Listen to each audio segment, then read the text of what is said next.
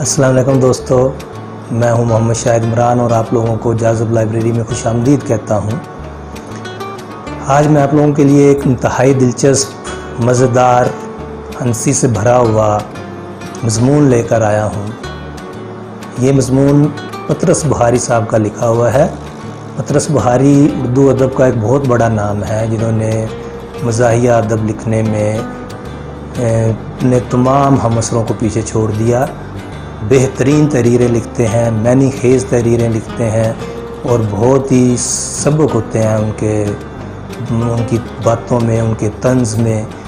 یہ مضمون جو ہے یہ ہلکا پھلکا مضمون ہے، لیکن بہت اچھا اور بہت مزے کا مضمون ہے۔ مضمون کا نام ہے مرحوم کی یاد میں۔ آپ لوگوں نے ضرور اس سے پہلے پڑھا بھی ہوگا، شاید سنا بھی ہو، لیکن یہ مکمل مضمون بہت کم لوگوں نے پڑھا ہوا ہے۔ تو آئیے آج میں آپ لوگوں کو یہ مکمل مضمون پڑھ کے سناتا ہوں۔ آپ لوگ بہت لطف اندوز ہوں گے، تو میرے ساتھ رہیے گا آخر تک اور یہ مضمون سنیے گا۔ تو چلیے لائبریری میں چلتے ہیں اور مضمون پڑھنا شروع کرتے ہیں۔ جی دوستو، لائبریری میں آپ لوگوں کو خوش آمدید کہتا ہوں۔ تو پطرس بہاری صاحب کا لکھا مضمون ہے مرحوم کی یاد میں۔ تو آئیے شروع کرتے ہیں۔ ایک دن مرزا صاحب اور میں برآمدے میں ساتھ ساتھ کرسیاں ڈالے چپ چاپ بیٹھے تھے۔ جب دوستی پرانی ہو گئی ہو تو گفتگو کی چنداں ضرورت نہیں پڑتی اور دوست ایک دوسرے کی خاموشی سے بھی لطف اندوز ہوتے۔ یہی ہماری حالت تھی۔ ہم دونوں اپنے اپنے خیالوں میں غرق تھے۔ مرزا صاحب تو خدا جانے کیا سوچ رہے تھے، لیکن میں زمانے کی ناسازگاری پر غور کر رہا تھا۔ دور سڑک پر تھوڑے وقفے بعد ایک موٹر گزر جاتی تھی۔ میری طبیعت کچھ ایسی واقعہ ہوئی ہے کہ میں جب کبھی کسی کی موٹر کار دیکھتا ہوں، مجھے زمانے کی ناسازگاری کا خیال ضرور ستاتا ہے اور میں کوئی ایسی ترکیب ضرور سوچنے لگتا ہوں جس سے تمام دنیا کی تمام دولت سب انسانوں میں تقسیم کی جا سکے۔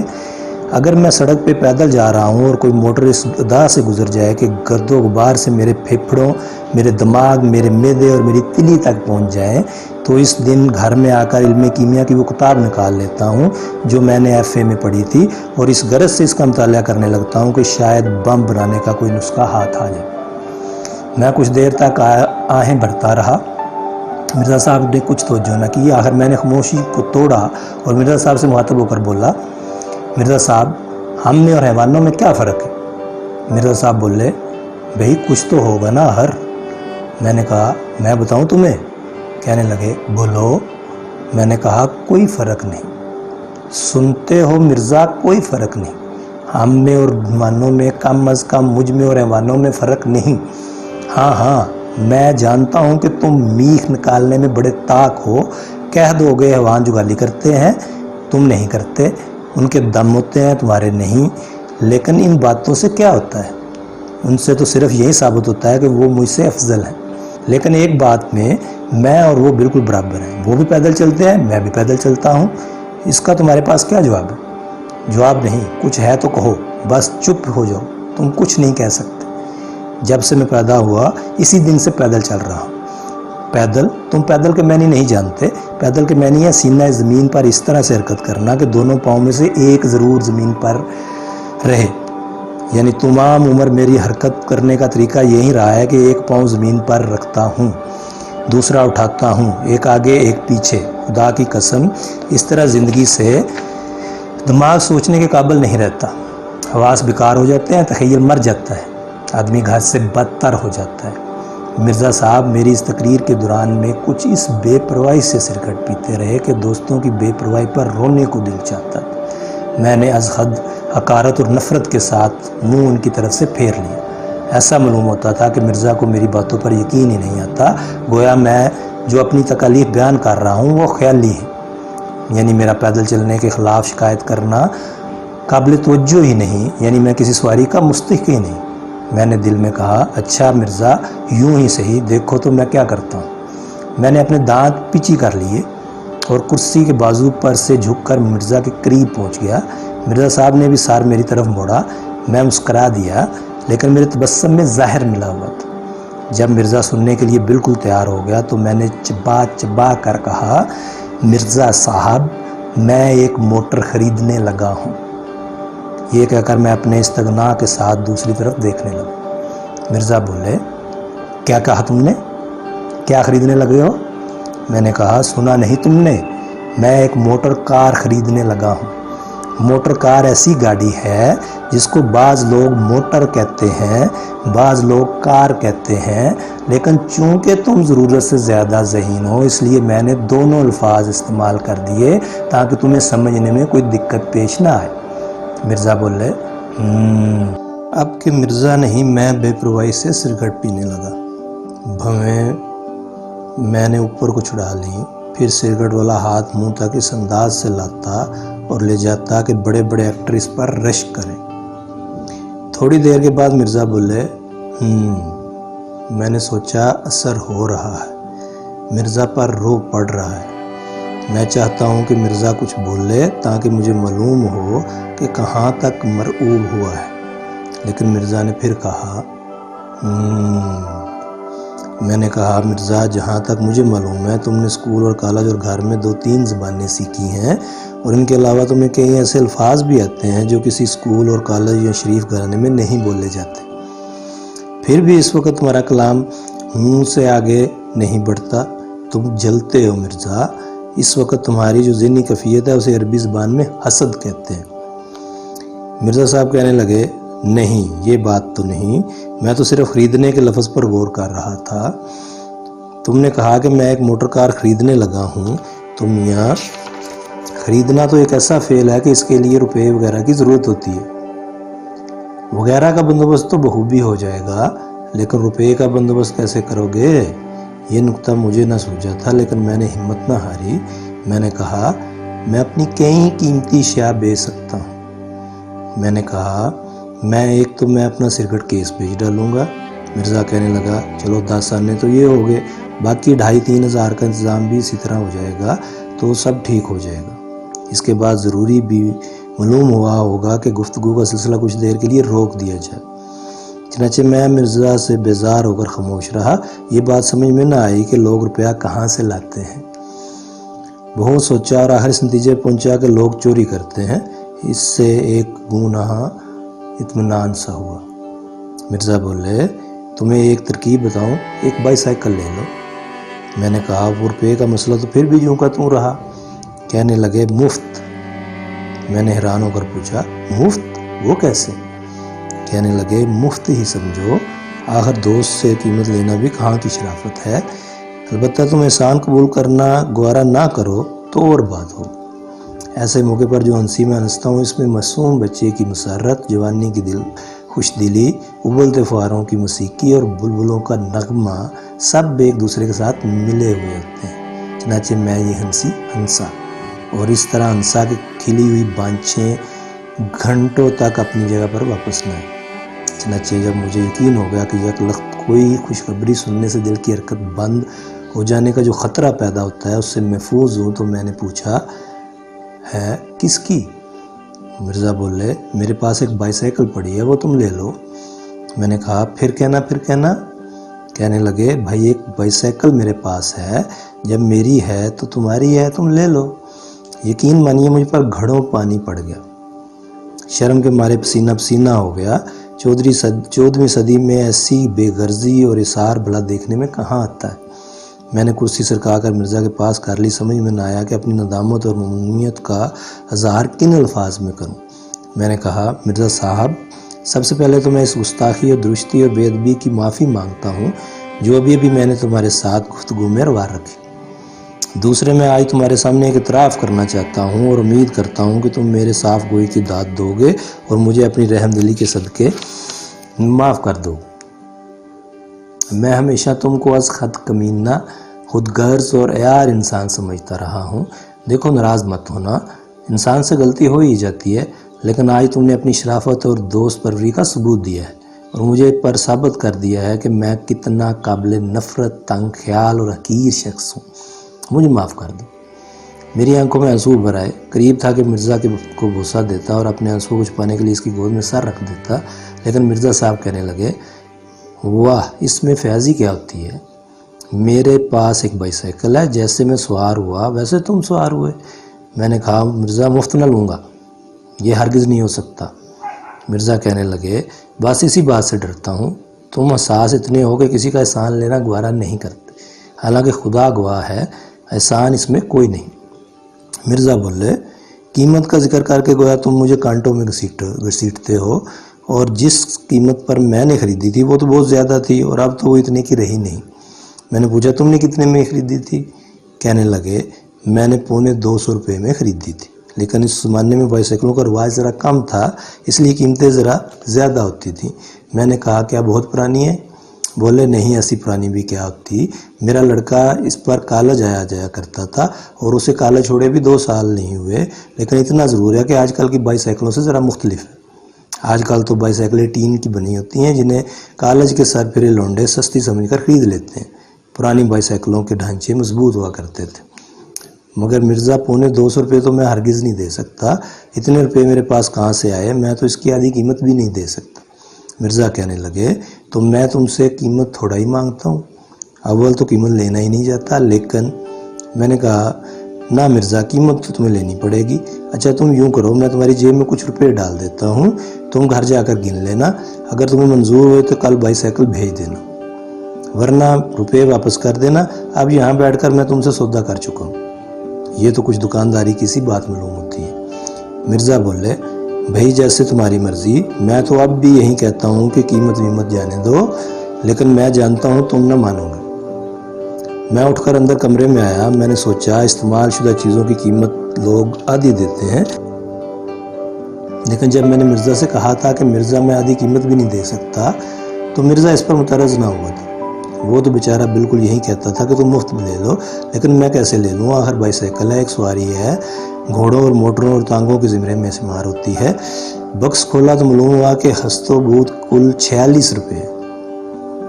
46 روپے تو کچھ ٹھیک رقم نہیں، 45 یا 50 ہوں جب بھی بات ہے، 50 تو ہو نہیں سکتے تھے، اگر 45 ہی دینے تھے تو 40 کیوں نہ دے دیں۔ جن رقموں کے آگے صفر آتا ہے وہ رقمیں کچھ زیادہ مقبول معلوم ہوتی ہیں۔ بس ٹھیک ہے، 40 روپے دے دوں گا۔ باہر آیا، 40 روپے مٹھی میں بند کر کے مرزا کی جیب میں ڈال دی اور کہا مرزا اس کو قیمت نہ سمجھنا، ایک مفلت دوست کی حقیر سی رقم منظور کرنا، تمہیں اپنی توہین معلوم نہ ہو تو کل بائی سائیکل بھجوا دینا۔ مرزا چلنے لگے تو میں نے کہا مرزا کل صبح ہی صبح بھجوا دینا۔ رخصت ہونے سے پہلے میں نے ایک دفعہ پھر کہا کل صبح 8-9 بجے تک پہنچ جائے، دیر نہ کرنا، خدا حافظ۔ اور دیکھو مرزا میرے تھوڑے سے روپوں کو زیادہ سمجھنا، خدا حافظ۔ اور تمہارا بہت بہت شکریہ، میں تمہارا بہت ممنون ہوں، اور میری گستاخی کو معاف کر دینا۔ دیکھو نا کبھی کبھی یوں ہی بے تکلفی میں، کل صبح 8-9 بجے تک ضرور، خدا حافظ۔ مرزا کہنے لگا ذرا اسے جھاڑ بھونج لینا اور تیل وغیرہ ڈال دینا، میرے نوکر کو فرصت ہوئی تو میں خود ہی ڈلوا دوں گا، ورنہ تم خود ڈال لینا۔ میں نے کہا ہاں وہ سب کچھ ہو جائے گا، تم کل ضرور بھیج دینا، اور دیکھنا 8 بجے یا 8:30 بجے تک پہنچ جائے، خدا حافظ۔ رات کو بستر پر لیٹا تو بائی سائیکل پر سیر کرنے کے مختلف پروگرام تجویز کرتا رہا۔ یہ ارادہ تو پختہ کر لیا کہ 2-3 دن کے اندر ارد گرد کی تمام مشہور تاریخی عمارات اور کھنڈرات کو نئے سرے سے دیکھ ڈالوں گا۔ اس کے بعد اگلی گرمی کے موسم میں ہو سکا تو بائی سائیکل پر کشمیر وغیرہ کی سیر کروں گا۔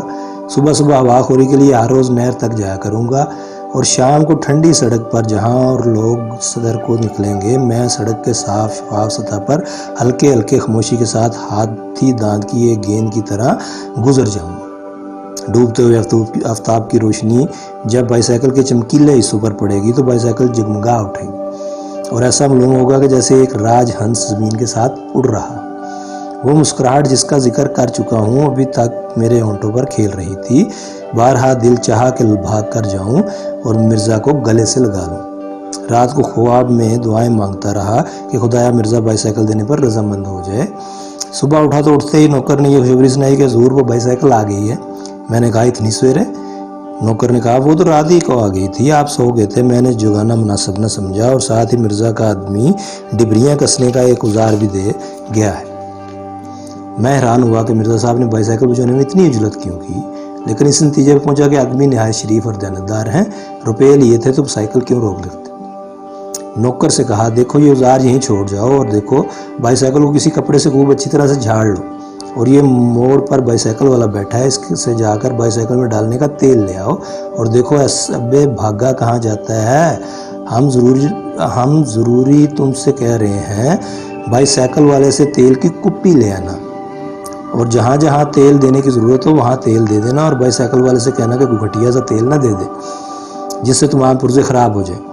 بائی سائیکل کے پرزے بڑے نازک ہوتے ہیں اور بائی سائیکل باہر نکال رکھو، ہم ابھی کپڑے پہن کر آتے ہیں۔ ذرا جلدی جلدی چائے پی، غسل خانے میں بڑے جوش و خروش کے ساتھ چل چل چنبیلی باغ میں گاتا رہا۔ اس کے بعد کپڑے بدلے اور اوزار کو جیب میں ڈالا اور کمرے سے باہر آ گیا۔ برآمدے میں آیا تو دیکھا کہ ایک عجیب و غریب مشین پر نظر پڑی، ٹھیک طرح پہچان نہ سکا کہ کیا چیز ہے۔ نوکر سے دریافت کیا، کیوں بھئی یہ کیا چیز ہے؟ نوکر بولا، حضور یہ بائی سائیکل ہے۔ میں نے کہا بائی سائیکل؟ کس کی بائی سائیکل؟ کہنے لگا مرزا صاحب نے آپ کے لیے بھجوائی ہے۔ میں نے کہا اور جو سائیکل رات کو انہوں نے بھجوائی تھی وہ کہاں گئی؟ کہنے لگا یہی تو ہے۔ میں نے کہا کیا بکتا ہے، جو بائی سائیکل مرزا صاحب نے کل رات کو بھیجی تھی وہ بائی سائیکل یہی ہے؟ کہنے لگا جی ہاں۔ میں نے کہا پھر اسے دیکھنے لگا، اس کو صاف کیوں نہیں کیا؟ حضور 2-3 دفعہ صاف کیا ہے، تو یہ میلی کیوں ہے؟ نوکر نے اس کا جواب دینا شاید مناسب خیال نہ کیا اور تیل لایا دیا۔ حضور وہ تیل دینے کے چھید ہوتے ہیں، وہ نہیں ملتے۔ وہ کیا وجہ؟ حضور دھروں میں رنگ جمع ہے، وہ سوراخ کہیں بیچ میں دب دبا گیا ہے۔ رفتہ رفتہ میں اس چیز کے قریب آیا جس کو میرا نوکر بائی سائیکل بتا رہا تھا۔ اس کے مختلف پرزوں پر غور کیا تو اتنا ثابت ہو گیا کہ بائی سائیکل ہی ہے، لیکن مجمل حیت سے یہ صاف ظاہر تھا کہ ہل، راہٹ اور چرخہ اسی طرح کی جدید ایجادات سے پہلے کی بنی ہوئی ہیں۔ پھر پہیے کو گھما گھما کر سوراخ تلاش کیا جہاں کسی زمانے میں تیل دیا جاتا تھا، لیکن اب سوراخ میں سلسلہ آمد و رفت بند تھا۔ چنانچہ نوکر بولا، حضور وہ تیل تو سب ادھر ادھر بہہ جاتا ہے، بیچ میں جاتا ہی نہیں۔ میں نے کہا اچھا اوپر ہی ڈال دو، یہ بھی مفید ہوتا ہے۔ آخر کبھی بائی سائیکل پر سوار ہوا، پہلا ہی پاؤں چلایا تو معلوم ہوا کہ جیسے کوئی مردہ ہڈیاں چٹکا چٹکا کر اپنی مرضی کے خلاف زندہ ہو رہا ہو۔ گھر سے نکلتے ہی تھوڑی سی اترائی تھی، اس پر بائی سائیکل خود بخود چلنے لگی، لیکن اس رفتار سے کہ جیسے کہ تار کول زمین پر بہتا ہے، اور ساتھ ہی مختلف حصوں سے طرح طرح کی آوازیں برآمد ہونا شروع ہوئیں۔ ان آوازوں کے مختلف گروہ تھے۔ چیں چاں چوں کی قسم کی آوازیں زیادہ تر گدی کے نیچے اور پچھلے پہیوں سے نکلتی تھیں۔ کھٹ کھڑ کھڑ کھڑ کے قبیلے کی آوازیں مڈ گارڈوں سے آتی تھی۔ چرچرخ قسم کے سر زنجیر اور پیڈل سے نکلتے تھے۔ زنجیر ڈھیلی ڈھیلی تھی، جب کبھی میں پیڈل پر زور ڈالتا تھا زنجیر میں گڑائی سی پیدا ہو جاتی تھی جس سے وہ تن جاتی تھی اور چڑچڑا کر بولنے لگتی تھی اور پھر ڈھیلی ہو جاتی۔ پچھلے پہیا گھومنے کے علاوہ جھومتا تھا، یعنی ایک تو آگے کو چلتا تھا اور اس کے علاوہ دائیں سے بائیں، بائیں سے دائیں کو بھی حرکت کرتا تھا۔ چنانچہ سڑک پر جو بھی نشان بن جاتا تھا اس کو دیکھ کر ایسا معلوم ہوتا تھا جیسے کوئی مخمور سانپ لہرا کر نکل گیا۔ مڈ گارڈ تھے تو صحیح، لیکن پہیوں کے عین اوپر تھے، اور ان کا فائدہ صرف یہ ہوتا تھا کہ انسان شمال کی سمت سیر کو نکلے اور آفتاب مغرب میں غروب ہو رہا ہو تو مڈ گارڈوں کی بدولت دھوپ سے بچے رہیں۔ اگلے پہیے کے ٹائر میں ایک بڑا سا پیوند لگا تھا جس کی وجہ سے پہیا ہر چکر میں ایک دفعہ اوپر کو اٹھ جاتا تھا، اور میرا سر یوں جھٹکے کھا رہا تھا جیسے کوئی متواتر تھوڑی کے نیچے مکے مار رہا ہو۔ پچھلے اور اگلے پہیے کو ملا کر چون چون پھٹ چون چون کی صدا نکل رہی تھی۔ جب اتار پر سائیکل ذرا تیز ہوئی تو فضا میں ایک بھونچال سا آ گیا اور بائی سائیکل کے کئی پرزے جو اب تک سو رہے تھے بیدار ہو کر گویا ہوئے۔ ادھر ادھر کے لوگ چونکے، ماؤں نے اپنے بچوں کو سینے سے لگا لیا۔ کھڑ کھڑ کے بیچ میں پہیوں کی آواز جدا سنائی دے رہی تھی، لیکن چونکہ بائی سائیکل اب پہلے سے تیز تھی اس لیے چوں چوں پٹ پٹ چوں چوں پٹ پٹ کی آواز نے اب چچوں پھٹ کی صورت اختیار کر لی تھی۔ تمام بائی سائیکل کسی افریقی کی زبان کی گردانیں دہرا رہی تھی۔ اس قدر تیز رفتاری بائی سائیکل کی طبع نازک پر گراں گزری، چنانچہ اس میں یکلخت 2 تبدیلیاں واقع ہیں۔ ایک تو ہینڈل کے ایک طرف کو مڑ گیا، جس کا نتیجہ یہ ہوا کہ میں جاتا تو سامنے تھا لیکن میرا تمام جسم دائیں طرف کو مڑ جاتا تھا۔ اس کے علاوہ بائی سائیکل کی گدی دفتن 6 انچ کے قریب بیٹھ گئی۔ چنانچہ جب پیڈل چلانے کے لیے میں ٹانگیں نیچے پر کر رہا تھا تو میرے گھٹنے تھوڑی تک پہنچ جاتے تھے، کمر دوہری ہو کر باہر کو نکل ہوتی اور ساتھ ہی اگلے پہیوں کی اٹکیلیوں کی وجہ سے سر برابر جھٹکے کھا رہا تھا۔ گدی کا نیچا ہونا حد تکلیف دہ ثابت ہوا، اس لیے میں نے مناسب یہی سمجھا کہ اس کو ٹھیک کر لوں۔ چنانچہ میں نے بائی سائیکل کو ٹھہرا لیا اور نیچے اترا۔ بائی سائیکل کے ٹھہر جانے سے یکلخت جیسے دنیا میں خاموشی چھا گئی ہو، ایسا معلوم ہوتا تھا جیسے کسی ریل کے اسٹیشن سے باہر نکل آیا ہوں۔ جیب کے اندر سے میں نے اوزار نکالا، گدی کو اونچا کیا اور کچھ ہینڈ کو ٹھیک کیا اور دوبارہ سوار ہو گیا۔ 10 قدم بھی نہ چلنے پایا تھا کہ ہینڈل یکلخت نیچا ہو گیا، اتنا کہ گدی اب ہینڈل سے فٹ بھر اونچی تھی۔ میرا تمام جسم آگے کو جھکا ہوا تھا، تمام بوجھ دونوں ہاتھوں پر تھا جو ہینڈل پر رکھے ہوئے برابر جھٹکے کھا رہے تھے۔ آپ میری حالت کو تصور کریں تو آپ کو معلوم ہوگا کہ دور سے ایسا معلوم ہو رہا ہوتا ہے جیسے کوئی عورت آٹا گوندھ رہی ہے۔ مجھے اس مشابہت کا احساس بہت تیز تھا جس کی وجہ سے میرے ماتھے پر پسینہ آ گیا۔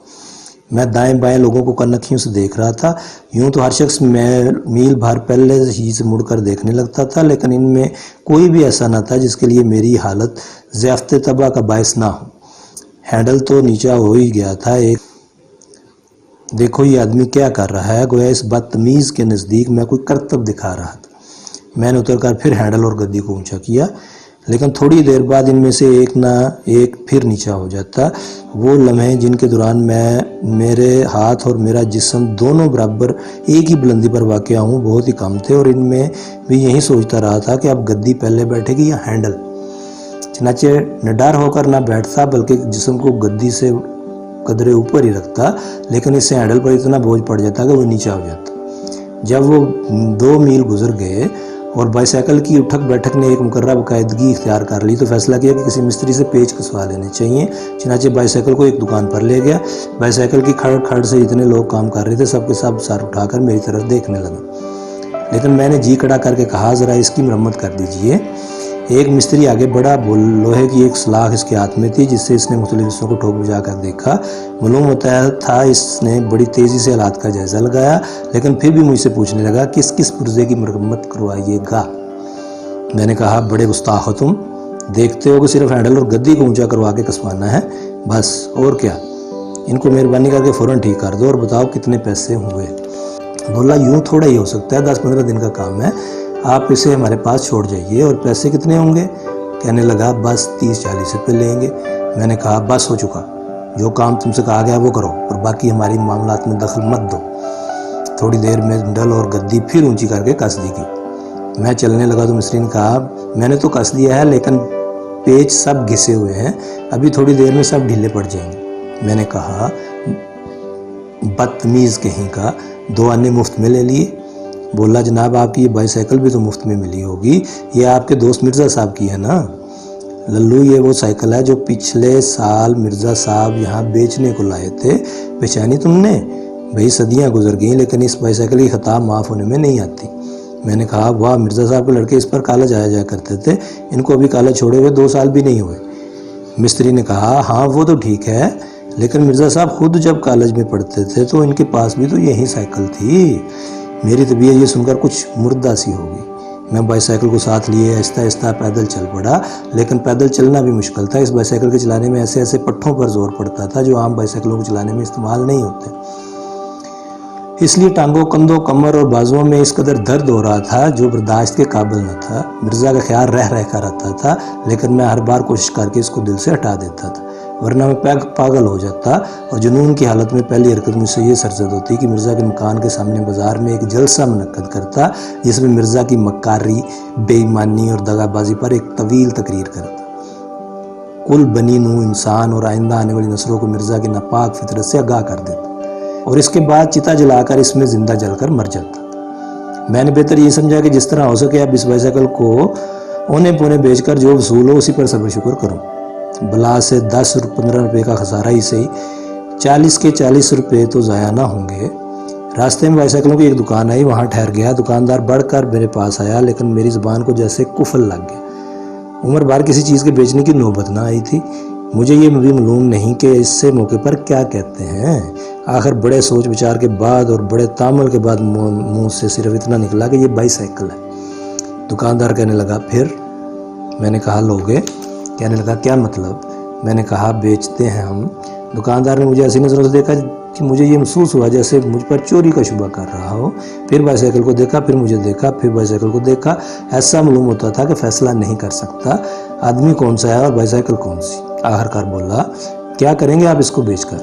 ایسے سوالات کا جواب خدا جانے کیا ہوتا ہے۔ میں نے کہا کیا تم یہ پوچھنا چاہتے ہو کہ جو روپے مجھے وصول ہوں گے ان کا مصرف کیا ہوگا؟ کہنے لگا وہ ٹھیک ہے، مگر کوئی اس کو لے کر کیا کرے گا؟ کہنے لگا اچھا چڑھ گیا ہے پھر؟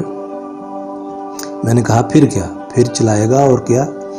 दुकानदार बोला, अच्छा खुदा बख्श ज़रा यहाँ आना, ये बाईसाइकिल बिकने आई है। जिन हजरात का नाम खुदा बख्श था उन्होंने दूर ही से देखा जैसे बू सूंघ रहे हों। इसके बाद दोनों ने आपस में मशवरा किया। आखिर में वो जिनका नाम खुदा बख्श नहीं था मेरे पास आए और कहने लगे, आप सचमुच बेच रहे हैं? मैंने कहा, तो और क्या, महज आपसे हम कलाम होने का फ़ख्र हासिल करने के लिए मैं घर से ये बहाना करके लाया था। कहने लगा, तो क्या लेंगे आप? मैंने कहा, तुम ही बताओ। कहने लगा, सचमुच बताऊं? मैंने कहा, हाँ। फिर कहने लगा, सचमुच बताऊं? मैंने कहा, आप बताओगे भी या यूं ही तरसाते रहोगे? कहने लगा, 3 रुपये दूंगा इसके। मेरा खून खोल उठा और मेरे हाथ पांव होंठ गुस्से के मारे कांपने लगे। मैंने कहा, ओ सनतो हरफत से पेट पालने वाले निचले तबके के इंसान, मुझे अपनी तौहीन की परवाह नहीं, लेकिन तूने अपनी बेहुदा गुफ्तारी से इस बेज़ुबान चीज़ को जो सदमा पहुँचाया है, इसके लिए मैं तुम्हें क़यामत तक माफ़ नहीं करूँगा। ये कहकर मैं बाईसाइकिल पर सवार हो गया और अंधाधुंध पाँव चलाने लगा। मुश्किल से 20 कदम गया होऊंगा कि मुझे ऐसा मालूम हुआ कि मैं ज़मीन पर जैसे ज़मीन के बीच में से गुजर गया। और इधर उधर की इमारतों ने एक दूसरे के साथ अपनी जगह बदल ली हो। जब हवास बहाल हुए तो मुझे मालूम हुआ कि मैं ज़मीन पर इस बेतकल्फ़ी से बैठा हूँ। गोया बड़ी मुद्दत से मुझे जिस बात का शौक़ था आज पूरा हो गया। इर्द गिर्द कुछ लोग जमा थे जिनमें से अक्सर हंस रहे थे। सामने दुकान थी जहाँ अभी अभी मैंने अपना नाकाम गुफ्तो शनीर का सिलसिला मुनक़ता किया था। मैंने अपने गिरदो पेश पर गौर किया तो मालूम हुआ कि मेरी बाईसाइकिल का अगला पहिया बिल्कुल अलग होकर लुढ़कता हुआ सड़क के इस पार जा पहुंचा है और बाकी साइकिल मेरे पास पड़ी है। मैंने फ़ौरन अपने आप को संभाला। जो पहिया अलग हो गया था उसको एक हाथ में उठाया, दूसरे हाथ में बाकी मंदा साइकिल को थामा और चल खड़ा हुआ। ये महज एक इज़्तिरारी हरकत थी, वरना खदशा था वो बाईसाइकिल मुझे हरगिज़ इतनी अजीज़ न थी कि मैं इसको इस हालत में साथ लिए फिरता। जब मैं ये सब कुछ उठाकर चल दिया तो मैंने अपने आप से पूछा कि ये तुम क्या कर रहे हो, कहाँ जा रहे हो, तुम्हारा इरादा क्या है? ये 2 पहिए का है जिसको लेकर जा रहे हो? सब सवालों का जवाब यही मिला कि देखा जाएगा, फिलहाल तुम यहाँ से चल दो, ये सब लोग तुम्हें देख रहे हैं। सर ऊंचा रखो और चलते जाओ। जो हंस रहे हैं उन्हें हंसने दो। इस किस्म के बेहुदा लोग हर कौम हर मुल्क में पाए जाते हैं। आखिर क्या हुआ? महज एक हादसा, बस दाएं बाएं मत देखो, चलते जाओ। लोगों के शाइस्ता कलमात भी सुनाने दे रहे थे।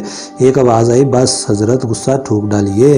एक दूसरे साहब बोले, बेहया बाईसाइकिल, घर पहुंचकर तुझे मज़ा चखाऊंगा। एक बुजुर्गवार अपने लखते जिगर की उंगली पकड़े जा रहे थे, मेरी तरफ इशारा करके कहने लगे, देखो बेटा, ये सर्कस की बाईसाइकिल है, इसके दोनों पहिए अलहदा होते हैं। लेकिन मैं चलता गया। थोड़ी देर बाद आबादी से दूर निकल गया। अब मेरी रफ्तार में एक अज़मियत पाई जाती। मेरा दिल जो कई घंटों से कश्मकश में उतला था, पेचोताब खा रहा था और अब बहुत हल्का हो गया था। मैं बराबर चलता गया ताकि एक दरिया पर जा पहुंचा। पुल के ऊपर खड़े होकर मैंने दोनों पहियों को एक एक करके इस बेपरवाही इस दरिया में फेंक दिया जैसे कोई लेटर बक्स में खत डालता है और वापस शहर को रवाना हो। सबसे पहले मिर्ज़ा के घर गया, दरवाज़ा खटखटाया। मिर्ज़ा बोले, अंदर आ जाओ। मैंने कहा, आप ज़रा तशरीफ़ बाहर लाइए, आप जैसे खुदा रसीदा बुजुर्ग के घर में वज़ू किए बगैर कैसे दाखिल हो सकते हैं? मिर्ज़ा साहब बाहर तशरीफ़ लाए तो मैंने वो औज़ार उनकी खिदमत में पेश किया जो उन्होंने बाईसाइकिल के साथ ही मुफ्त मुझको इनायत फरमाया था और कहा, मिर्ज़ा साहब, आप इस औज़ार से शौक़ फरमाया कीजिए, मैं अब इससे बेनियाज हो चुका हूँ। घर पहुंचकर मैंने फिर इल्म कीमिया की इसी किताब का मुताला शुरू किया जो मैंने एफ के कोर्स में पढ़ी थी कि शायद बम बनाने का नुस्खा मिल जाए। जी नाजरीन, तो ये मरहूम की याद में पतरस बुहारी का दिलचस्प मज़मून था जो किसी आज से 50-60 साल पहले की ज़माने का लिखा हुआ है। तो उम्मीद है कि आपको इसमें जो मज़ाह था, लुत्फ़ था, वो पसंद आया होगा। आगे किसी नई कहानी के साथ फिर हाज़िर होंगे। तब तक के लिए इजाज़त। अल्लाह हाफ़िज़।